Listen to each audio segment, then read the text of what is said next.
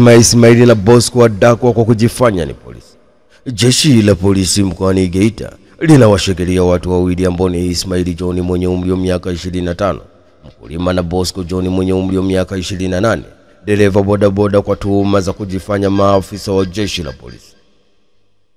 Watuhumiwa wamekamatwa Aprili 7 mwaka 2025 saa 2 kamili usiku katika mtaa wa Samina uliopo kata Mtakuja wilayani Geita, baada ya jeshi la polisi kupata taarifa za siri juu ya uwepo wa watu wawili ambao wamekuwa wakijifanya maafisa wa polisi baada ya kuwalaghai wananchi kisha kuwaibia pesa na mali zao kisha kukimbia.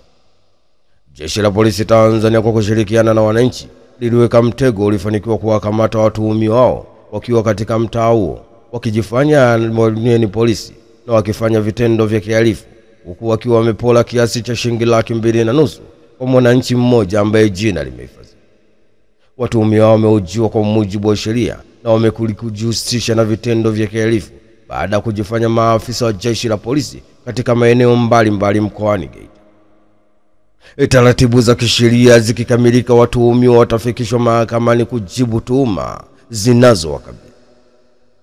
Jeshi la polisi Tanzania mkoa wa Geita linatoa onyo kwa mtu yoyote ama kikundi kujifanya maafisa wa jeshi la polisi ama watumishi wa serikali kwa lengo lolote lile, waache mara moja, na atakayebainika atachukuliwa hatua kali za kisheria. Ni taarifa kutoka huko Geita. Hatimaye jeshi la polisi mkoa wa Geita linawashikilia watu wawili ambao ni Ismaili John mwenye umri wa miaka 25, mkulima, na Bosco John mwenye umri wa miaka 28, dereva bodaboda, kwa tuhuma za kujifanya maafisa wa jeshi la polisi.